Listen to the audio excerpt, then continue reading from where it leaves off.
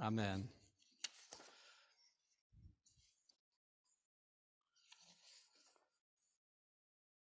Many of us know the story, but I'll retell it, of the MS St. Louis, the doomed voyage of 930 refugees fleeing Nazi Germany in 1939. They sailed from Hamburg on May 15th, almost 84 years ago, searching for freedom, searching for safety, searching for a place to settle down away from evil, away from persecution, away from oppression. They sailed for Cuba, and 12 days later they landed, and they were denied entry. 930 refugees denied entry.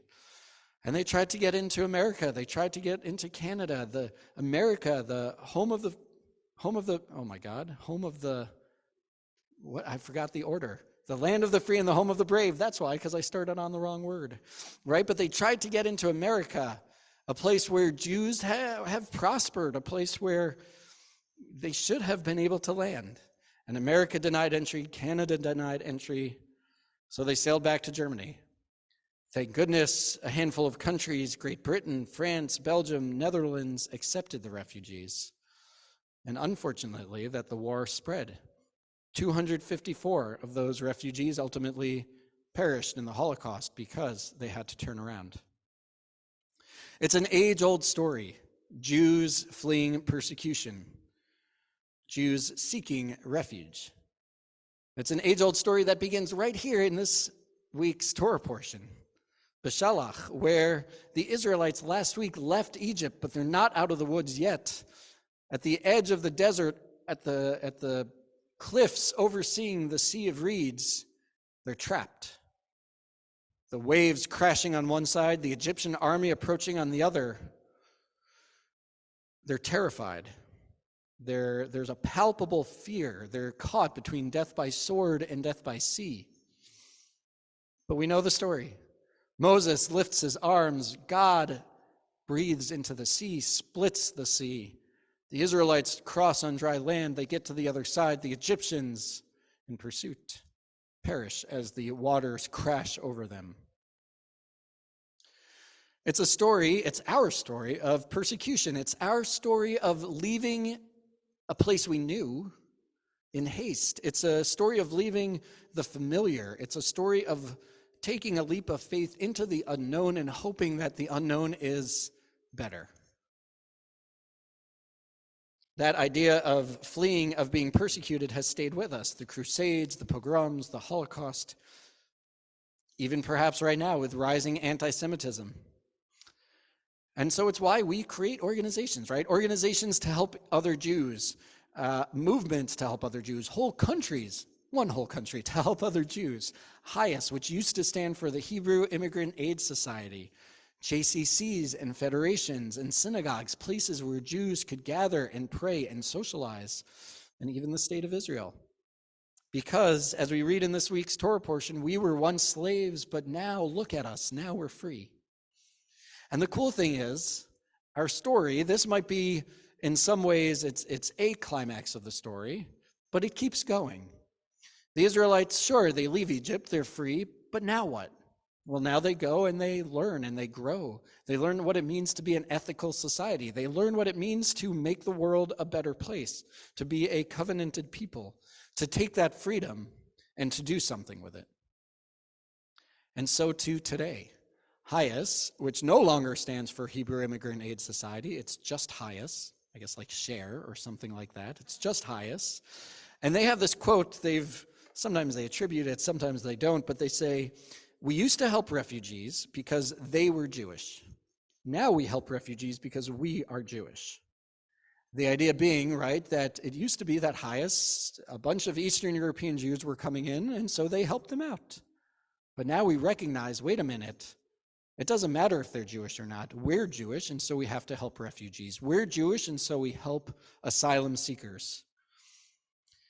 This is, as Rabbi Jonah Pesner of the Religious Action Center right in D.C. says, our master story. This is our master story.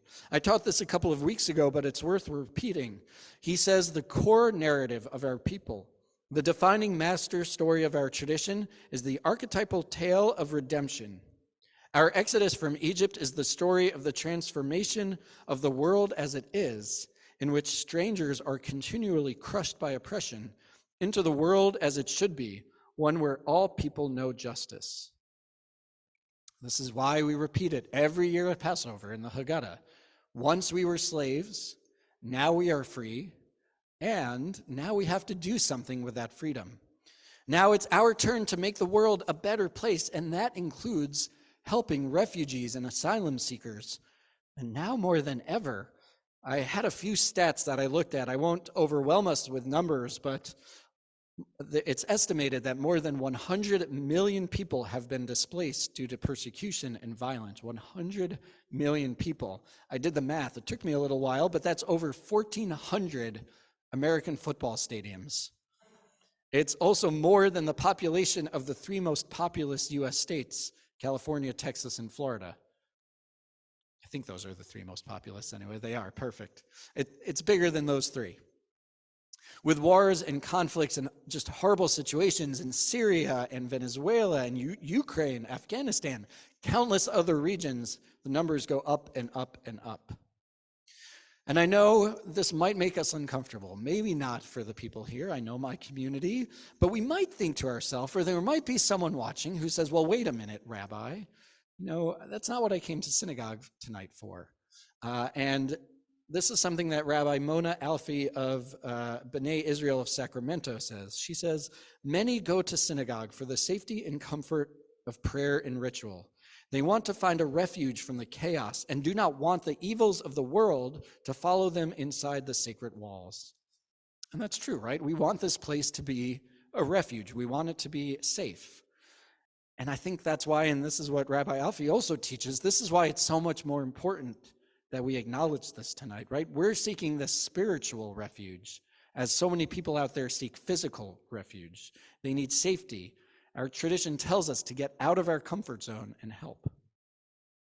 But the thing is, I know we know this. I know that everyone here in this room, watching us online, we know this. For me, it's why when I lived in New York and President Trump issued the so-called travel ban, it's why I dropped everything and Eliana and I took the subway out to JFK and protested. It's why we here have joined with the church to welcome refugee families. It's why we protested to stop the genocide of the Uyghur people. It's why we have and continue to help the migrants who are being bussed in from Texas and Arizona and wherever else. And so the question is, how do we continue this important work? I have a few answers. One of which is to get involved in that same refugee organization that I was talking about. Helen here is quite involved. I'm sure you can chat with her. I'm putting you on the spot, but after services, have a conversation. From the little bits I've been hearing about it, it needs a little bit of a jolt. So if there's someone who wants to get involved, now's the perfect time. Not to say what you haven't been doing is great, right? But let's refocus that energy. And HIAS has a list of options that can help us. There's a handout that'll be in the back when you leave that lists all sorts of ways to get involved. But just to list a few, you can volunteer not only with us, but any of the HIAS resettlement partners that are in the area. We can, of course, advocate with our local elected officials. We can shop at immigrant-owned businesses, and on and on. There's even on the list, it's a little less helpful, but it'll maybe boost our spirits. There's a Spotify playlist dedicated to Refugee Shabbat. So check out the handout on your way out. The handout calls to us just like our ancestors call to us. May we hear the echoes of our ancestors calling to us from the past, the Israelites who crossed the sea, the passengers on the St. Louis, all Jews, all peoples who sought refuge throughout time. May they call us to empathy. May they call us to action. May they call us to freedom. And so I conclude with a prayer by Martha Hurwitz called Hear the Voices, a Prayer for Refugees. Hear the echo of voices from Egypt, cries of sorrow and tears of despair, sorrow for firstborn children slaughtered on the altar of Pharaoh's power and greed.